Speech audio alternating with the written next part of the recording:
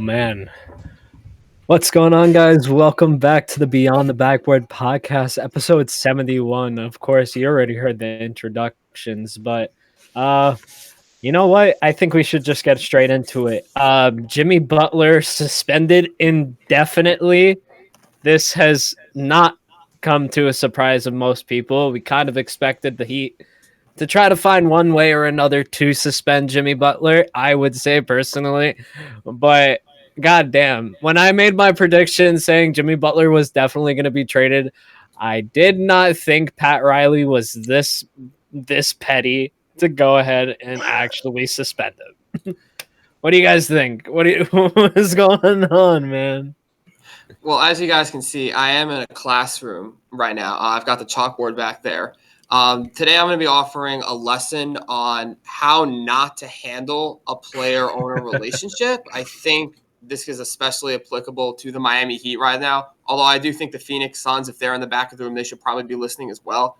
Oh, yeah. Because right now, despite the Miami Heat actually playing some decent basketball this season, they are in the headlines right now for all of the wrong reasons. I don't think anyone knows how good or bad they've been. All they hear is Jimmy Butler's been suspended. Jimmy Butler's not happy. Now he's back. Now he's suspended again. Now he missed a flight. Pat Riley's saying this. Pat Riley's saying that.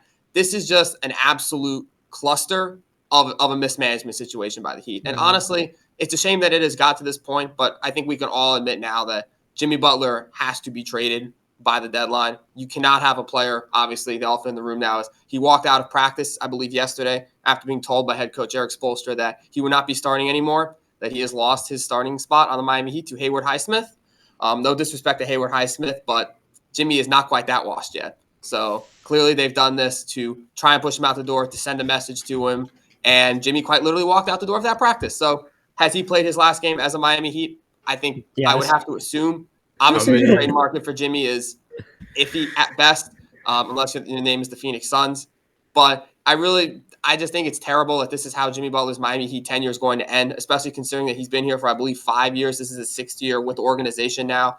He has built such a legacy as a Miami Heat player, bringing them to two finals in a very competitive Eastern Conference, beating the Boston Celtics, going up against the LeBron James Lakers, going up against the Nikola Jokic Nuggets, and really giving it all. I feel like if you asked 2 or even 1 year ago what Jimmy Butler's legacy as Miami Heat will be, most people would say is extremely positive. You know, he's a great franchise player, gave everything he had to the organization, just never had the team around him. But unfortunately, this is inevitably going to put a very sour note to the end of his Heat tenure, I think. Yeah, and it's just like my problem with this whole situation is Jimmy Butler is not in the wrong, man. He is one of the best Miami Heat players they've had in the organization. Some of the best performance games from that whole franchise came from Jimmy Butler. Respectfully, I don't want to hear it, man. Jimmy Butler, I feel like they don't want to pay him. Pat Riley has a history of not wanting to play his players. I don't think he 100% bailed on him, man. I think it's about, one, they should have done a better job of fitting the right pieces around him. Two, I think they mismanaged a lot of these different situations as far as the disciplinary things. I think they kind of rode that gray line a lot. I mean, yeah, but at the same time, after that, it's like a huge drop. They got Terry Rozier, didn't really do much. No offense to Terry Rozier. The bench is all right. I mean, we're making that fit. What is Terry Rozier doing? I will say Hero has been going absolutely insane. So I will say that Hero has been carrying that Miami Heat team for a little bit. So it's not like they're leaving with absolutely nothing. True. But we did hear recently that the Miami Heat are finally lowering their price for Jimmy Butler. So maybe we can actually see some traction on these trade rumors take place. Because let's be honest, their asking price was probably unreasonable to a point where no team was daring to even make that trade. So now there's going to be any team in contention for it. And to be completely honest with you guys, to add on that, I really think that Jimmy Butler is going to see a report like, for example, like let's say the Spurs are going after Jimmy Butler. Jimmy Butler is going to say any team can trade for me besides the Grizzlies and the Spurs, or the Grizzlies and another team and another team and another team, just so he can get to a team that he wants to be at. I agree with that Memphis fit. I really think it would be a good fit, but he clearly does not want to play for them for some reason. Maybe he doesn't like Ja's energy or the energy that they got going on. So I can't really speak to that. I would love for him to be on the Spurs, though. That's a personal take. Yeah, it is weird how Memphis, one of the better teams that have been rumored could be interested in him, a team that's probably closer to a title. I would say closer to title contention than even the Phoenix Suns are right now. It's odd that that's the one team that he has come out and publicly said, I do not want to play for them. Again, maybe it's just because of, it was literally because they had a package. And it could be something like that, but certainly if Jimmy wants to win, which I think at this point in his career you would assume is going to be the number one priority, although he does want $50 million in the offseason, so maybe not. At least the number two priority should be winning. Not wanting to go to Memphis is a little mind-boggling because obviously they have Ja, they have Bane, they have Jaren Jackson, and they could probably make a trade for Butler if they wanted to without having to give up any of those guys. So they could be looking at a starting lineup of those three, plus Jimmy Butler at the 3, plus Zach Edey at the 5. That is not a team that anyone wants to go up against in the playoffs, even the number one seeded OKC Thunder. I don't think they would want to see Memphis in the playoffs in that scenario. Except if you're the Knicks. I mean, look, they're not in the same conference, but here we go. If you're the Knicks, yeah, I guess, but the ass whooping last night. Sorry. All right. Knicks propaganda. Come on. Knicks talk in 2025. Yes, sir. You already see. No, but we'll save it for later. But let's continue. I think he fit. He could. I seen in the comments. Shout out to Dan. I see the Rockets. I do, but with the way Amon has been playing recently, I don't know if they. I don't want to say they don't need it because obviously adding Jimmy Butler is huge to pretty much any contending team, I feel like. But Amon Thompson has been playing kind of like that role, like great defender. The only thing he can't really do right now is shoot, but I mean, he's shown that's not really stopping him. He's a great rebounder, great defender, great finisher. I mean, we seen the game winner last night as well. So I don't know what the Rockets will have to give up to get Jimmy and if it's worth it in that case. So I'm not sure. I think Grizzlies, I agree with Max. Grizzlies is the best fit for Jimmy Butler. And it's funny that he's like, you know what? Nah, if I get added to this team, potentially could be a championship contender. Already are, honestly. But adding Jimmy puts him over that tier. I feel like, nah, I don't want to go there. Maybe Jimmy sees something that we don't. Who knows? Nobody wants to live in Memphis, though. I feel like that's true. Nobody wants to live in Utah. Place. What do you mean? I'm just saying, like basketball players. We shouldn't hate because we got going from Miami to Memphis. I don't know if that's his. Going from Miami to anywhere is going to be a bit of a downgrade, isn't it? True. I mean, almost anywhere, but that's what I'm saying.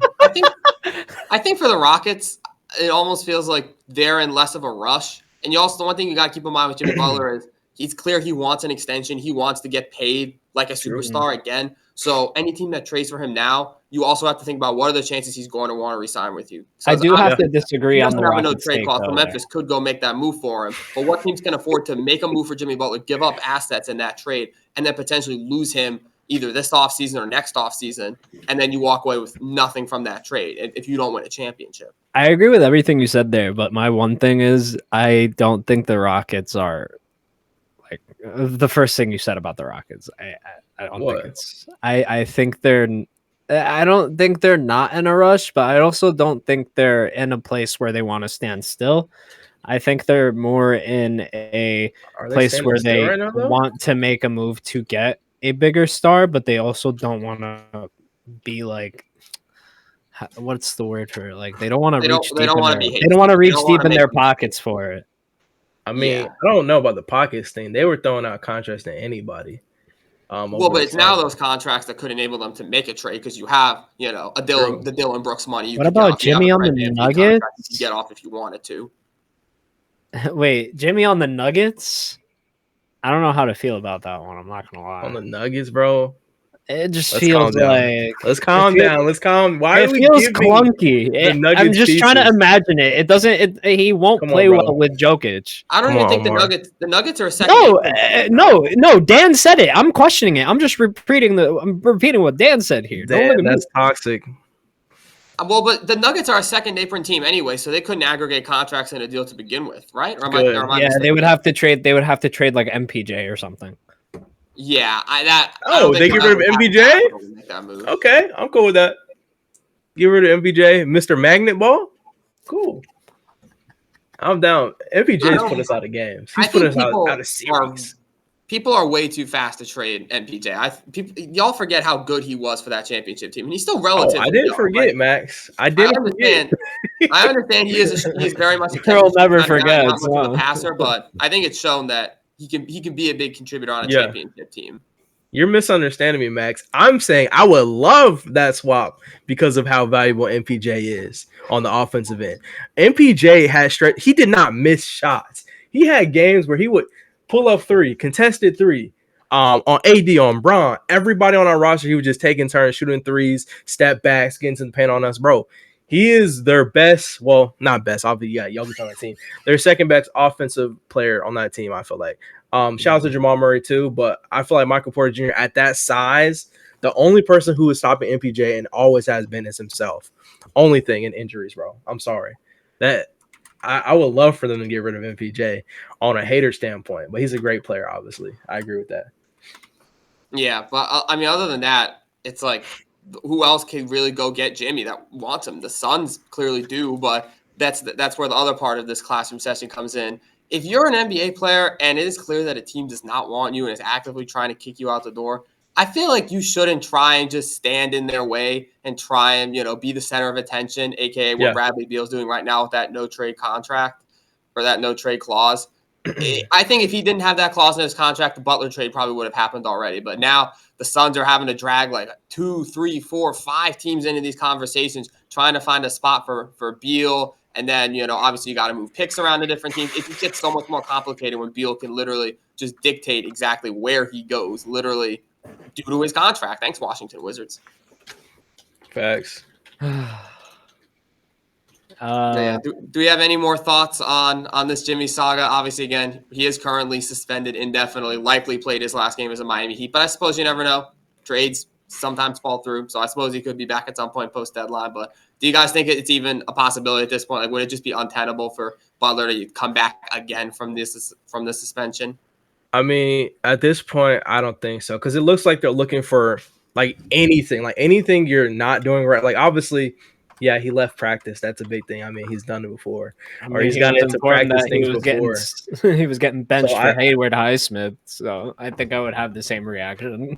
Yeah, I just think I don't know there's any fixing to it. I think we might see a situation if he doesn't get traded. I mean, we could talk about him potentially them sending him for the rest of the season. I think it could get to that point, if I'm being honest. So we'll see what happens, though. Absolutely, I think we will. Hopefully within the next couple of weeks. Something else that is coming up on the NBA span, I believe Thursday on TNT, they will be announcing the All-Star reserves. Obviously, The starters were announced on TNT last week. Just a quick recap if you missed it. Eastern Conference stars, I believe, were Donovan Mitchell, Jalen Brunson in the backcourt. Giannis Antetokounmpo, obviously, in the front court, alongside Jason Tatum and Karl Anthony Towns, making his first appearance as an All-Star starter. I believe that Jalen Brunson hasn't been a starter before, but I believe Mitchell, Tatum, and Giannis have all been starters before. Out west, you have, I believe, Jokic in the front court, along with LeBron and Kevin Durant, some veterans holding it down there. And then backcourt is Shai Gilgeous-Alexander, and not Luka Doncic because he has missed too many games due to injury. Stephen Curry will take, I say, his spot. I think we could all agree that if Luka had stayed healthy, he would have been a lock to start alongside SGA in the backcourt for the West. But obviously, get well soon, Luka, he's still out. Steph will be in there for, I'm sure, like the 11 billionth time he's been a starter alongside Durant and LeBron. Yeah, but we do have some breaking news. So shout out to Caden. You can come up real quick and break it, Caden. Oh, we do? Yeah. Special guest. What's up, my man? You're muted if you're talking. I was trying to find what they announced earlier. Real? They were announcing the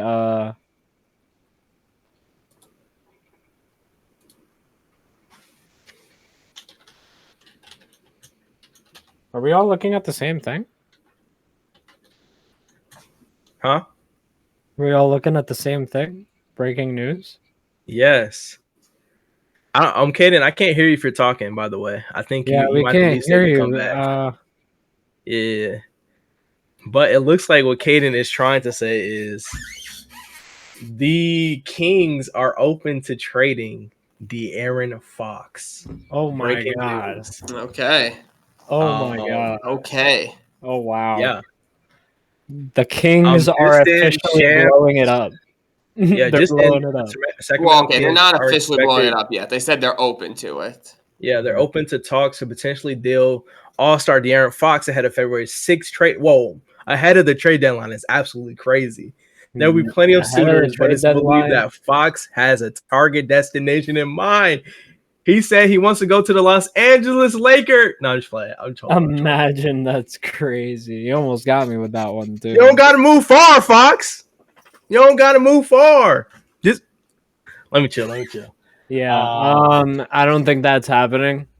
No, I'm just trying. Let's see. Yeah. It seems like De'Aaron Fox is officially on the market now, which is kind of crazy. Because I know there were rumors a couple weeks ago that like maybe he would be, maybe he wouldn't be. But then the Kings fired Mike Brown, and then they went on their little win streak with Doug Christie. They went back to around 500, playing good ball. So I feel like that kind of quieted the talk now. But seemingly out of nowhere, again, despite the recent winning, seems like the Kings are open to a move. Yeah, I'm actually very surprised by this. Well, yeah, I'm actually surprised by this. I mean, the Kings their recent games, they've been playing a lot better than what they were under Mike Brown. I don't know. I feel like they were kind of figuring things out. I mean, Sabonis just had if I'm not mistaken, he just had like an 18, 23-point game last night. So I'm a little bit surprised about why now. Like, what changed between 2 days ago and like 24 hours, like the last 24 hours, like what changed? Was it De'Aaron Fox saying I don't want to just kind of be below average, or what's going on? Because they're climbing the rank, like they're climbing the West again. So they're solidly in the mix for a top 6 seed in the West. I'm not going to sit here and say they're a favorite or anything, but I would say they're certainly in the mix. And so it's like the timing is very peculiar because you would assume that this probably would have come out weeks ago to coincide the Mike Brown firing, which would signify larger scale changes, but. Usually when you fire a coach, bring in a new one and start playing better, that's not the time to say, oh, we're trading one of our best players. I think this is the time where people are kind of signaling that big changes are going to Sacramento. I think it's ultimately going to end up with him and probably Sabonis being traded. I think they're going to look for some draft capital going into this draft, and I think they're going to restart over. I think that's their only option is to restart. Because think about it. Do you want to be DeRozan contract? Do you want to be in the middle of the pact for your championship run was supposed to be with DeMar DeRozan and all three? Well, I don't think they have much of a choice right now. I mean, unless you are going to trade both Fox and Sabonis for pennies on the dollar. It's not going to be pennies on the dollar, but they're going to take their time in trading them because they're going to be in their prime for a little while longer. But honestly, I don't think the timing is peculiar, but I do think the way that they're going about it is because it seems like they just fired Mike Brown and then they're just, I don't know. It's very weird to me.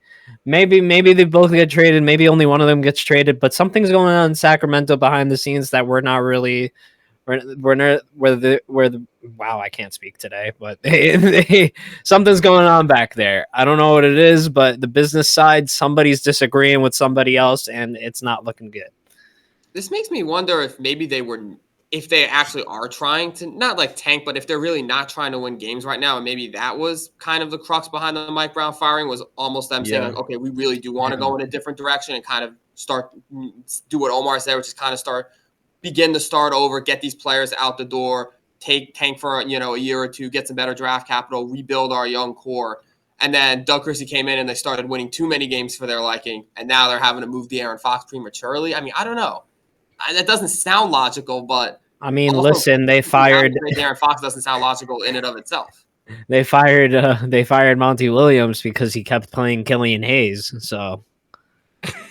Until they physically had to release Killian Hayes for him to stop playing Killian Hayes. Yeah. That one was funny because he was starting one day and then he was released the next. So yeah, for me, I don't know. This, like I said, this is shocking, bro. We're reacting to this live. Shout out. I mean, first episode here, we got breaking news, which is absolutely insane. Yeah, I think the Kings have just been doing a lot of questionable things. Like, I guess we can talk about like what teams y'all think are suitors for De'Aaron Fox. I think Omar said the Spurs. I think that's if the Spurs can get Fox, bro. I think that ups their timetable like and I think the Kings would be interested in. I know this sounds. Listen, you guys got to bear with me here. I know they just got him in the draft, and I know they're not trading Castleton, bro, or Stefan. I mean, that's probably what Sacramento would probably be interested in any trade, considering De'Aaron Fox and nobody else. They're not trading the potential rookie of the year. But let's be honest, their assets rely on like. They have a lot of picks too. They do have a lot of picks as well.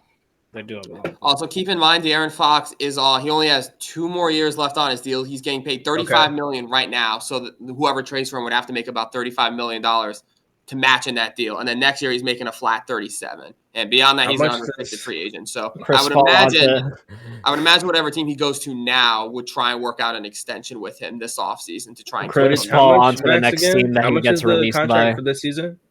This season is 35, roughly. 34.8. Oh, yeah, that's a contract.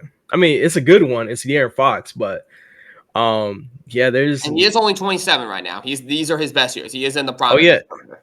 Correct me if I'm wrong. Like the aprons, right? There's certain teams who just can't trade for him unless they're sending out the exact same amount of money. Yeah, right? There are teams that can't. I forget if the Nuggets are. I think that's how teams are going to start operating. I know there are some teams that cannot aggregate contracts in a deal. Mm-hmm. I think that's how teams are going to start moving in general. I think that if there's like some space, there's going to be some space, but I think some teams, like in the way that the CBA is moving and in the way that like the whole NBA seems to start moving, like, I mean, the only reason why I recognize this is because the Knicks have been doing this since like two years prior to this actually coming into place. So I'm starting to see teams kind of aggregate contracts exactly kind of like money for money, even if they don't particularly need to. So I think that's just going to be like kind of like a sudden practice that we start to see, that it's going to be like contract for contract just to make things even and easier for front offices. Yeah, I mean, yeah, that makes sense. I feel like for the most part, like if you can get a deal done, I don't know if every situation they're going to be thinking, hey, I can't sign this guy because the contract's not matching if I want to make a trade in the future. I think it just still depends. Like CBA is so new just in general.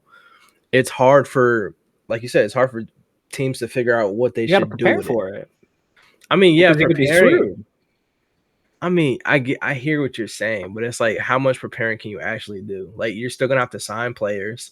You're still gonna want to retain your stars, so that's gonna cost money regardless. It's just one of those things that you're just gonna have to play around. Like, I don't know if you can be like, oh, I'm not gonna sign this guy just because of it. You know what I mean?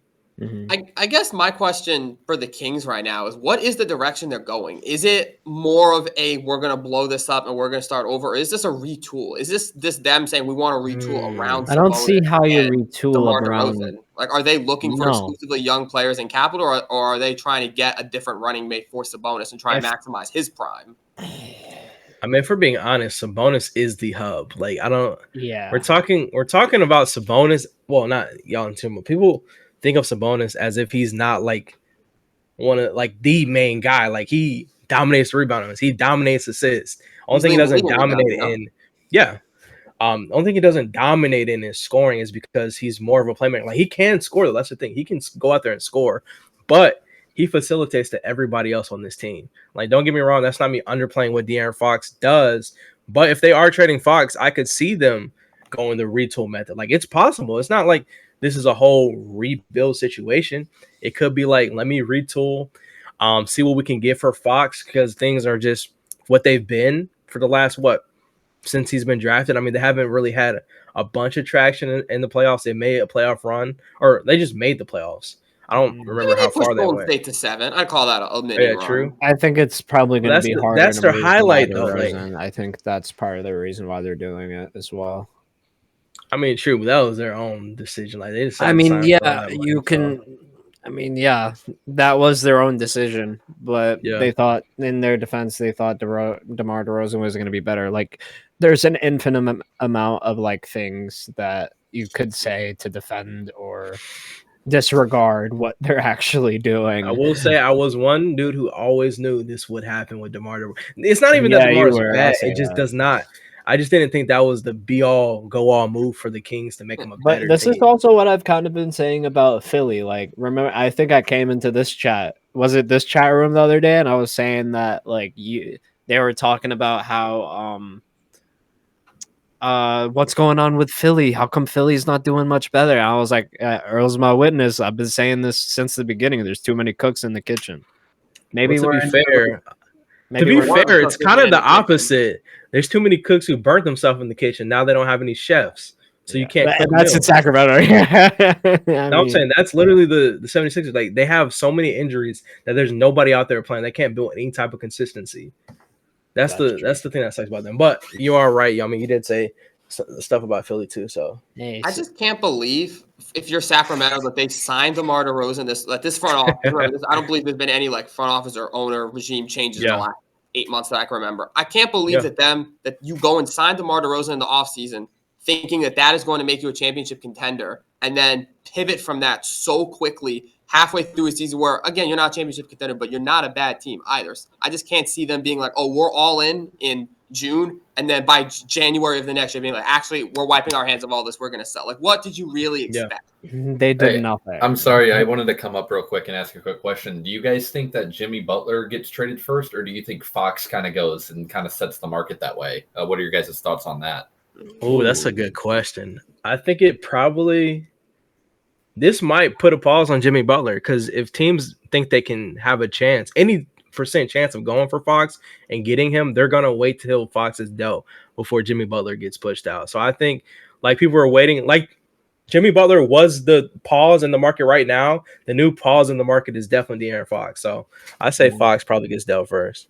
Yeah, I think that's a very good point, Earl. I think for the Miami Heat's sake, they better hope that they get this Jimmy Butler deal done soon. But honestly, it might be too late because now, like you said, that Fox is on the market. I'm sure there's probably some teams that have been trying to engage, and maybe not even Jimmy Butler trades, but just other tangential trades around the league that are kind of frustrated with the fact that Butler hasn't been moved yet and he kind of hasn't set the trade market yet. So the fact that Fox is now the new kid on the block, teams might just go flock to him and just say, hey, Miami's taking too long. We're going to go try and get this deal done. And then when the Fox deal gets done, that can set the domino effect for everything else. So maybe this might be, honestly, Miami having waited too long to make this deal. I mean, I say wait. We don't know what they had on the table or what they didn't. But I think Fox definitely becomes the new number one trade priority, considering he's younger, he's on a better contract.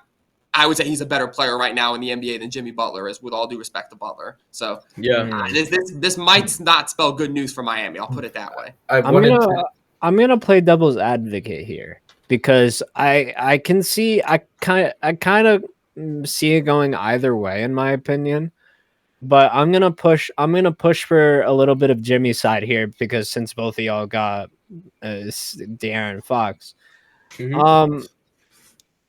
I think it may be a little bit.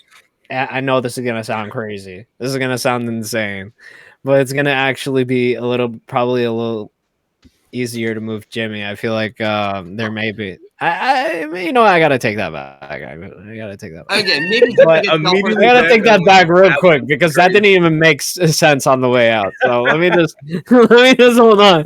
I mean, Jimmy has the advantage of there have been trades that have been discussed already. Like there have been trades that have been discussed already. Yes, but now I also think the fact of the matter is that kind of Miami is kind of renewing themselves a little bit. And kind of going into trade talks that are saying, okay, we understand the price probably got to come down a little bit because Jimmy's a little bit demanding and yada, yada, yada. True. So, all right, maybe we're going to go into this expecting a little bit less than what we were asking for before in terms of picks or in terms of players or in terms of quality of players. Like, we'll see. Caden, do you have any thoughts on this? Yeah. What do you got? Oh, no, I'm 100% going to let you guys talk. I was going to kind of have a follow-up question of what is kind of like the best destination for Fox? And my follow-up question to that would be, if the Spurs do get De'Aaron Fox, are they possibly a team to look out for in the Western Conference playoffs this upcoming season? Yes. Yes. 1,000% yes. Not even a question about it. They're an instant threat as soon as they get De'Aaron Fox. Yeah. But I'll throw out a name here. I think this is a team that absolutely needs scoring, who needs shooting, who's already kind of young and on the rise. I think if Orlando Magic could make that money work, I think they would be very scary with De'Aaron Fox because right now, per Omar's prediction, I will say Omar predicted them to drop. They have dropped the ball in the last couple weeks. I don't think that means they're a bad team, but certainly they're not a bad team. I never said. Hold on, let's clarify something. No, that's true. I never ever said they were a bad team. I never said anything like that. I just said they would fall down a few positions for the next couple of weeks because of injuries and stuff like that. You said they're a horrible team. They won't ever be good. No, it's fine. Yeah, of course. I think if that team could add De'Aaron Fox onto it without giving up a core of like Jalen Suggs, Franz, and Paolo, I feel like that's kind of your three guys that they're committed to building around. If you can add Fox to that backcourt, that is really just. They're a great defensive team. They have been kind of for a little while now since Jamal Mosley took over. If you can put an offensive plug-and-play guy like Fox in there who's still in the prime of his career, and you can try and he can be like the pseudo-veteran in there. Obviously, he's only 27, but he's played longer than Paolo. He's played longer than Franz. He's played longer than Suggs. Kind of having him as the nucleus, like the run. I can't call him the nucleus. Paolo's the nucleus, but a very valid running mate for Paolo. I think that would be very scary. Yeah, I think the biggest thing the Magic are missing is an elite point guard. If they find a way to get him, I think the Magic are definitely I think that puts them in a different tier, man. I think it puts them. I think it puts them in the Knicks / Bucks / Knicks Bucks / Cleveland type tier. Shall we look at the standings? We're head and shoulders above the Bucks. I'm just saying, like, as far as like team, like I'm just talking about in general, like teams who can compete, like who are built and who can compete. And think about it, Paolo. How old is Paolo? 25, 23. Yeah, no, it puts them at he was drafted 3 years ago. So. Yeah, 23. Upper echelon Fox is of the Eastern Conference, and we're talking about for years. Like, we're not talking about just right now because I guarantee you, pen and paper, once he will get traded, give it a couple weeks, extension would be signed. Like, that's how fast they would lock it up. It solidifies them as a top 5 team in the Eastern Conference, no matter what. Yeah, that's what it does for sure. I would say top 4. The one thing that I'll disagree with is, unfortunately, they're going to have to trade one of the 3 of Jalen Suggs, Paolo Banchero, Franz Wagner. It's gonna happen, and it's probably gonna have to be.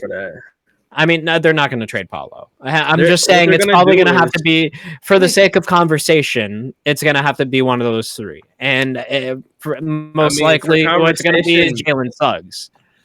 I mean, I don't know. I feel like they have enough. Suggs, am I mad if I lose Suggs? I mean, money wise. Let's talk money. No, I'm just saying, like, are we mad if we lose Suggs, though?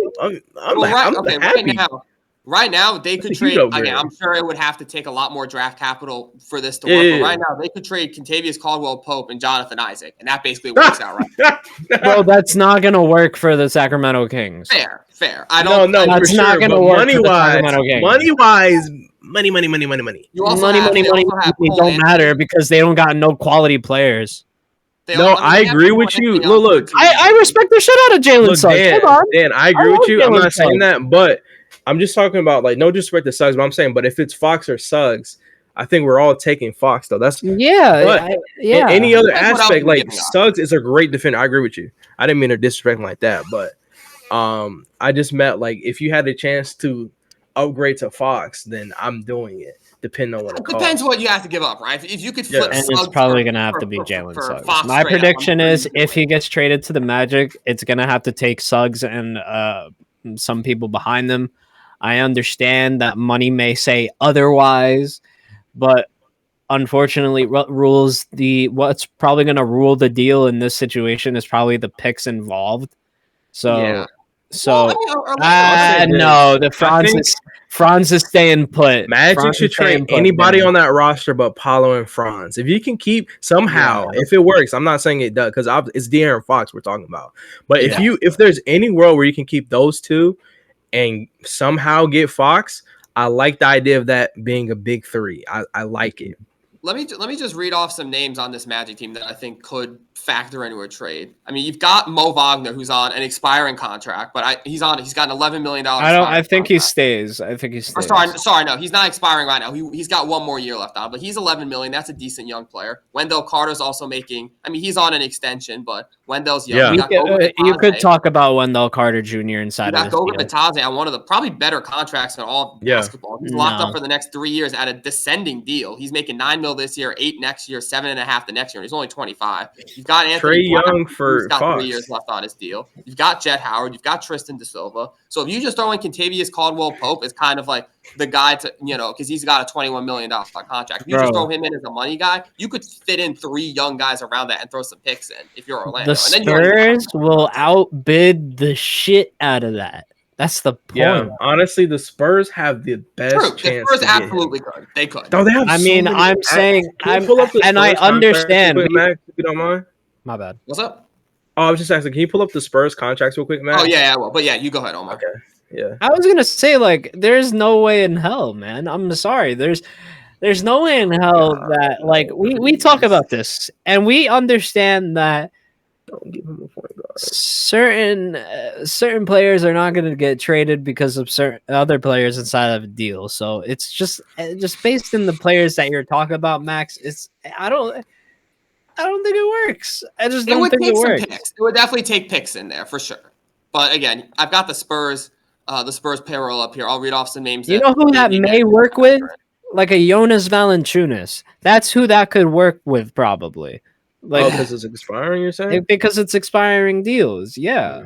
Yeah, that's true. The Magic don't really have expiring contracts. I will say that. A lot of their guys. I mean, I don't think their guys have bad contracts, but they're also not expiring. You could talk about Wendell Carter Jr. as much as you want, but you're probably going to have to throw in Jalen Suggs for that deal just because he's more consistent and he plays a lot. Wendell Carter arguably barely plays.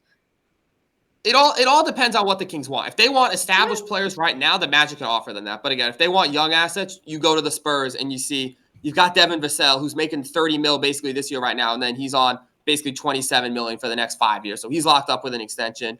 You've got Keldon Johnson. I know that he's been thrown in a lot of trade conversations. He's only 25 right now, making $19 million this year. So that could be a player that the Kings maybe say, we'll take a flyer on him.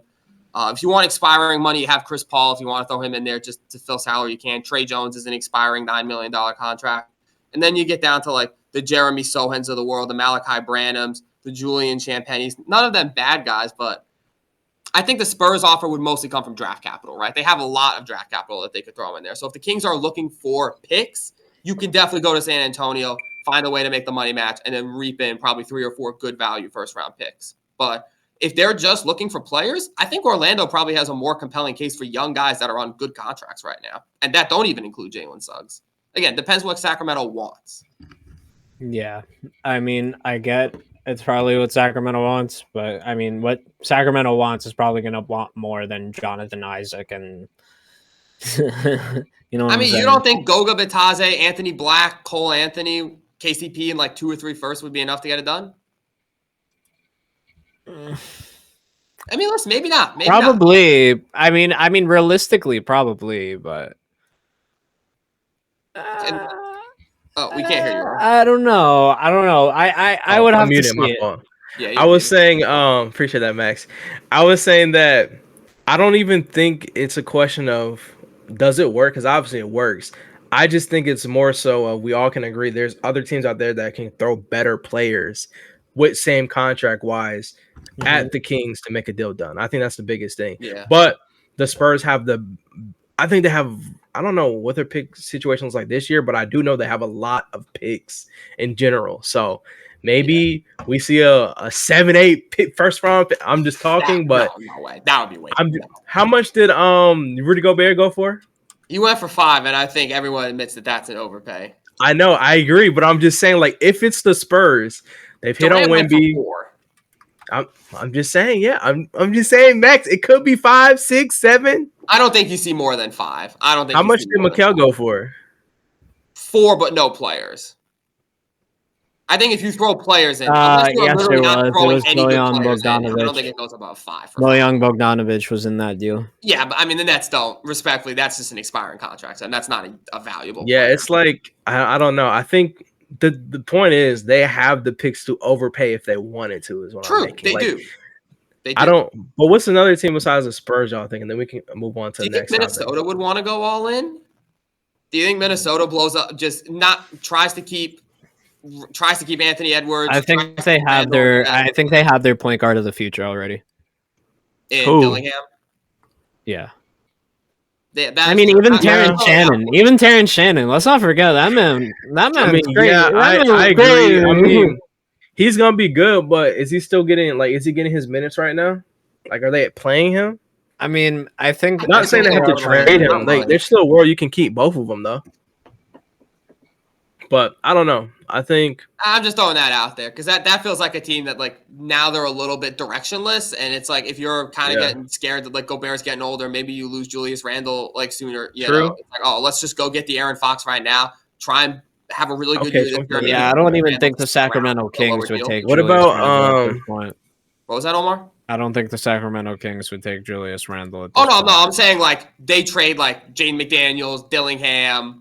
Maybe a Mike Conley contract, a bunch of picks, and just say we're all in on this team of Fox and Edwards, Julius Randle, and that's not a bad idea. That's not a bad idea. I would consider that. Hey, Sabonis might be a good leader for Julius Randle to learn from. I'm not even lying. No, it's Julius Randle. No, I said Sabonis might be a good leader for Julius Randle to learn under. That's what I said. A Julius good mentor. Learn. I'm just saying. It's funny you're saying that, Omar, because you were really glazing Julius. I was blinded by the bias. I was blinded by the Knicks bias on this podcast. Earl about to troll rubbing his chin. Yeah, that's kind of my tail sign. If you see me go. Plays them so much in fantasy last year. Yep. No, but I'll say, I mean, we can kind of move on to our next thing. I know we talked about Jimmy Butler, but to in that conversation, we did hear the Bradley Beal news. Bradley Beal is the most powerful man in the NBA right now. NBA? Yeah, you know what? We want to put you in this package, Bradley Beal. How do you feel about going to Chicago? No, I'm good. I'll move on. Then he goes in the media. He'll be like, no, I'm playing basketball. I pretty much hold all the cards. I'm going to go out there and hoop. Bradley Beal, really, he's showing the power of no trade clause. If you're going to give that to a player, make sure you know what you're getting into and make sure you know what you're trading for. Because when you're done with him, sorry, Wizards, it doesn't matter unless he's done with you, respectfully. He did say he was willing to waive it for Miami, but I think that was before. No, he said he was. Yeah, I think it was. He wasn't willing to waive it. He said he wasn't willing to waive it for Miami, though. Oh, okay. It seems like he really wants to be in Phoenix. I mean, fair enough. This is year 2 of their kind of big 3 experiment. And so maybe he feels I came here to try and win a championship and I'm committed to that, which fair. But it really does not seem like that. There's not even a team where Beal is oh, yeah, you know what? I would go here. He's nah, I want to be here, even though it's kind of clear they don't want me anymore. Yeah, I agree. I think Bradley Beal, he's he feels like he's comfortable in Phoenix. He likes the vibes, likes the environment, likes the team, and he feels like he doesn't want to be the expense. He doesn't want to be the player that you trade for to go win yourself a championship. Right. He wants to be a part of the original plan. Yeah, he doesn't want to do that anymore. He got traded from the Wizards, boom. He doesn't want to be traded from Phoenix Suns. He waived his no trade clause to go to the Suns. He's not going to waive it to go to the Bulls. A part of me is okay, I understand that. Because it's not necessarily all Bradley Beal's fault. I just think they shouldn't have traded for him in general. So now you got to live with that. Suns, y'all wanted to trade for him. You wanted to trade for me. You're going to keep me is Bradley Beal's attitude right now. So, hey, that's the power. Correct me if I'm wrong, Max. That's the point of no trade clause, right? That is true. I mean, I guess we can't be terribly mad for, just abiding by his contract. But, God, it's a bad look for everyone involved right now. No, it is crazy, though. But yeah, I agree. That's kind of all I have on that subject. What do we got next? To wrap up this podcast, our first one live on Playback. Again, thank you for everyone who is tuned in live right now. We very much appreciate that. We're gonna go. We're gonna go over our predictions, I believe, for the All-Star reserves because again, they will be announced in a couple days. I believe there's 7 per conference. Going to be 7 East, 7 West, so 14 players. Obviously, we know who's starting now. Who do y'all think is gonna go? We'll start with the Eastern Conference first. Who do y'all think is gonna fill up the East? I'll just throw 2 names out there that I think. Assuming we're going to start with the backboard, I think Melo has to be in there, and I do think Kate has to be there. Rising Star game. Hey, you see the Rising Star game rosters were announced. Oh yeah, we can talk about that too. Let's give our predictions and then go over the roster. Okay, but let me look up the. For me, I know you named 2 guards. I'm gonna throw a third one out there. Trae Young, man. He is leading the league in assists, man. He's taking what he has on that property franchise, Atlanta Hawks. I'm just playing Daniel. I just gotta add some season into it. He's taking what he can on that Hawks team, playing without a co-all-star. He's putting in work. Shout out to Jalen Johnson, though. It just fits my narrative. He's putting in work, bro. Every single night I see him play. I mean, he has the most 20-plus assist games, I think, in a season. I'm making that up, but it sounds right. I don't know if anybody else has done that. Sounds crazy. When I went to see him play, he had 20 assists. Like, the way he plays basketball, bro, people are so scared of him taking that three. It allows him to create easy offense. And I'll say this again. He can make any center look good. His playmaking ability reminds me of, like, elevated James Harden. Like, on those teams, James Harden could make any center look like an all-star. It's just a fact. Dwight Howard, Zubac, like, even those years, Dwight Howard was kind of not. He wasn't prime Dwight Howard. I'll just say that. No disrespect to Dwight Howard. He helped us win a championship. But Zubac this year. I mean, look at Clint Capella. Clint Capella is probably the most clumsy. He's the Michael Jordan of Jackson Hayes of centers. That's my comp of Clint Capella. Like, he's mid best. But there's worse players like Jackson Hayes who live in the world, so I can't say he's the worst. So if he's able to do that, let that dude look good. I think Trae Young deserves to be an all-star game. He's playing good basketball. Yeah, that's my agenda for the day. I know, it is a little guard heavy, but I think Dame Lillard also has to be in there. I guess you could say Cade Cunningham is kind of a forward. If you slot Cade as like a forward, then you have three guards with LaMelo, Trae Young, and Dame Lillard. It's just too hard to choose between the three of them. I think you could realistically fit all of them in there and then just say, Cade Cunningham, you're now the all-star backup small forward. Yeah. Yeah, I think Mobley, it's any forwards. Oh, yeah, Evan Mobley. Yeah, I think you got to throw Mobley in there as a backup. Who else? Who's another forward in the East we're thinking? Franz? Maybe Pascal. Oh, yeah, Pascal. Pascal, let me look at his average. It's all right. I mean, I feel like Pascal, he's just not flashy, so nobody talks about him. Bam, yeah. Easily remove Jalen Brunson. LOL, you wish. I think that he's just mad. Trae Young. I don't know if Pascal this year 20 points, 7.4 assists. 7.4 rebounds. Trae Young's gonna be a reserve though. Shooting 41% from threes. I think that's gonna be LaMelo and Trae. I just hope they don't choose Dame again. That's reserve numbers. Yeah. And they're fifth seed, right? Yeah, I think Paolo and Franz would be too injured to put them on the team. Unfortunately, I think they would both be all-stars if they were healthy. But yeah, Paolo definitely will be a starter. I mean, he'd be close to it. There would have been arguments about it, I'll say. Yeah, you definitely could have made an argument for Paolo starting, but I think he's just missed too much time. I think Franz has missed too much time. So if you throw them in there and throw Bam in there, you've got Siakam. One more name I will Bam over Pascal, though? What was that? I mean, Bam's putting up 15.8, 10 rebounds, 4 assists, shooting 27 from 3. Pascal's putting up 27.4 and 3.4 assists with 41 from 3.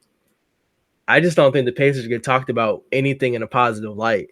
Maybe that's why no one's talking about Pascal this year. Fair. I mean, I think Siakam, I'm not going to say he's had a better season than Halliburton, but the East is two stacking guards. The East is two stacking guards to let Halliburton in over some of the names ahead of him. So I think if one Pacer does get in, it's probably Siakam.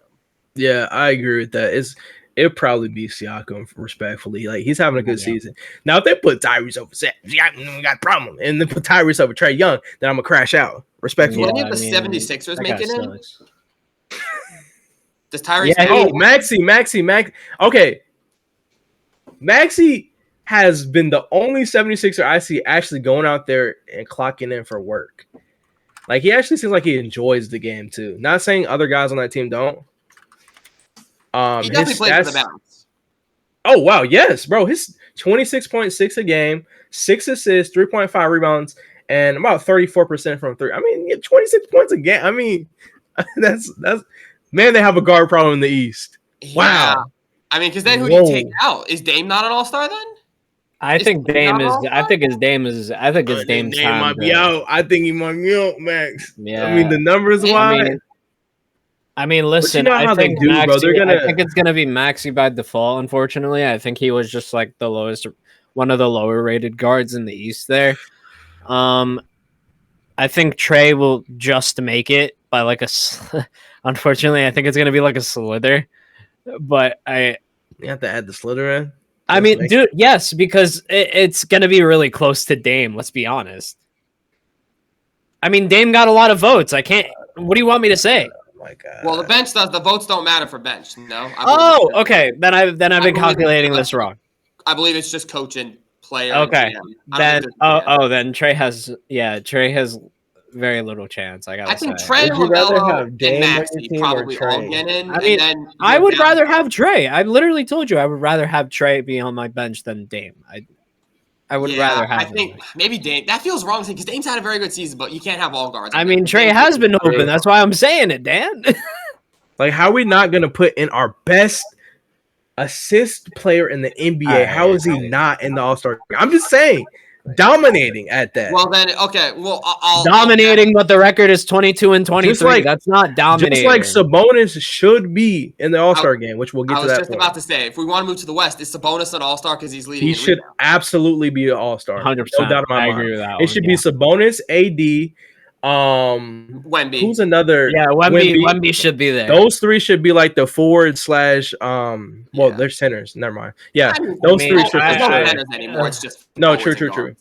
I think Those three LaMelo's 100% should be locked. if we're talking about full East reserves, I gotta say it's gonna be probably like LaMelo, and I mean, beat y'all twice, Omar. Is. Hush, we own y'all, brother. You want to look at that record one more time? Is it like 7-16 against us or something? We're talking about this year, right? I mean, no, he didn't beat us this year. They beat us once this year. Twice, Twice? or maybe it was 3 times. Definitely at least twice. But anyways, continue what you were about to say, Max. I think the East is very guard heavy. The West, on the other hand, is very forward heavy. Mm-hmm. I mean, do we think how many All-Stars do we give the Thunder? Is J-Dub an All-Star? Not over Ant though. We even talk about Ant. Ant's got to be in there. I would say Booker still has to be in there. I think he's still playing at an All-Star level. I mean, do we throw anybody from the Rockets? I mean, they're the second seed. If we're talking about, because I know how they do. They're gonna do. If you have a high, I'm sure they'll put somebody. You know what I mean? Oh, I mean, how can you gonna put? I don't know though. Van I don't Vliet? know. You gonna put Jalen? No. Definitely not Van Fleet. I guess Sengun. Sengun could make it. Sengun could definitely make it. I mean, could Jalen be the Green, last 21 forward points class this center on there. season. Shengun is putting up. I think if you could definitely argue Sengun should be on there. You know, you've got your Anthony Edwards. Jaren Jackson's got to be on there. Jaren Jackson absolutely has to be on there. You know what? Oh, man, there's a lot of forwards again. Well, you know what? You could say Ja. You could say Memphis gets Ja, and that's. Oh, yeah, bro. I feel bad, though, because Jaren Jackson is playing like an all-star this year. The West is, but all I know is my boy AD is secured. I'm going to crash out. AD's not. I was borderline voting AD. I'm not watching it. I'm not watching the game. I'm not watching the game. I just want to point this out real quick. Should have been a starter. Can I emphasize comments on here by any chance? Is there a way to like bring up comments onto the screen? No, I don't think there is. But okay. Let's finish the All-Star predictions, and then you can respond to that comment before we get out of here. All right, fine. Do we have? I have it right here. Just can't wait to just put it out there. Do we have any other mentions for All-Star bench for the West? I mean, does Harden get in? Jimmy Butler. Butler. Clippers playing pretty well. Man, Do you give it a Harden? I don't see, bro. It's so many. This year, I feel like there's a lot of deserving All-Stars, and it's not as certain as it's been the last couple of years, which I guess is a good thing. Oh, absolutely. At the same time, more competition, more players. People are going to be really upset, but that's just the cost, bro. It's the cost. Yeah, I think Harden is a potential. Other than that, again, if we're saying Luka, we forgot about Kyrie. I was just about to say, what's Kyrie doing? Yes, Cat is a starter. Yeah, Cat and Brunson are starting. I think if you're looking at the West backup guards, it's Kyrie, it's Ant, it's Booker, and then maybe if you want to squeeze another one in there, you could throw a Harden. Yeah, or maybe a Ja Morant. But then if you're not putting Ja in there, Jaren Jackson has to be a forward then, because you can't not give Memphis. I'm usually not in favor of delegating all-stars by teams, but Memphis absolutely has to have an all-star. I mean, you almost have to have both of them in there, bro. I feel like I just feel like Sabonis to me, bro. He cannot. I don't know. Is Sabonis the odd man out? Like, I know he's leading in rebounding. I know he is, but like, bro, he's averaging 21. Look at it, 21 points per game. 14.6 rebounds, 6.5 assists, shooting 48% from 3. He cannot be left out this year. He cannot, bro. Yeah, I'm probably just falling victim to this. He can't. If they leave him out this year, bro, the NBA is just horrible to some of these smaller market teams. There's no way, bro. Yeah, I agree. He should have been last year too. Let's not act like there's not other deserving forwards in there. Like if he loses out, it's going to be to Anthony Davis, Wemby, and Jaren Jackson. I'm dropping Jaren Jackson off that. Okay, then Ja has to be a guard. I agree. I'll take that. Then who are you dropping off guards? Are you dropping Booker? Then is it Booker and Ja and Kyrie? Is that the team? We can leave off Booker. We can leave off Booker. We can leave off Booker. We can leave off Booker. Can we really leave Booker off? We can leave him off. I'm sorry, bro. And our Booker right now in the All-Star game. Y'all choose one. Y'all can have one. Choose one. And our Booker. Which one? I mean, Booker's averaging 25, 7 I know, Dan, but take the emotions out. Dan, take the emotions out. Grab an ant. I mean, they're both at the bottom of the West, so does it really matter? I'm joking. True. All right. That's before my we get thoughts, out of here, man, Omar, you had something to share? Yeah. So, okay, Dan said that Trey is 6-4 against Brunson while on the Knicks. Okay, buddy. Let's just move this. Are you going to utilize the wonderful share stream yes, feature I am. here Yes, on I am. BTB? Yes, I am. So this is the games played between Jalen Brunson and Trae Young here. So I'm skipping over the Mavericks because this is his entire career. So we're going to skip over the Mavericks here. Last game played in 2022. Now we're at the 2022-2023 season.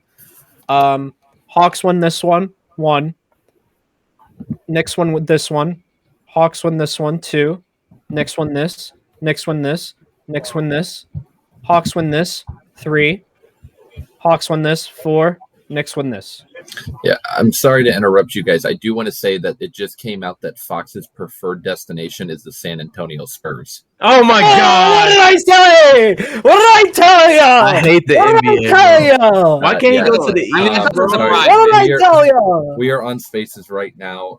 He only listed one destination, the Spurs. That was the only He's one. going! As of right now, that's kind of all the information out. I will hop back up if I hear more. I do want to say thank you guys I'll for be there dropping after and doing this. the show. We really appreciate you guys coming on. It's been a lot of fun to listen We to. appreciate you having us, man. Appreciate you going, for sure.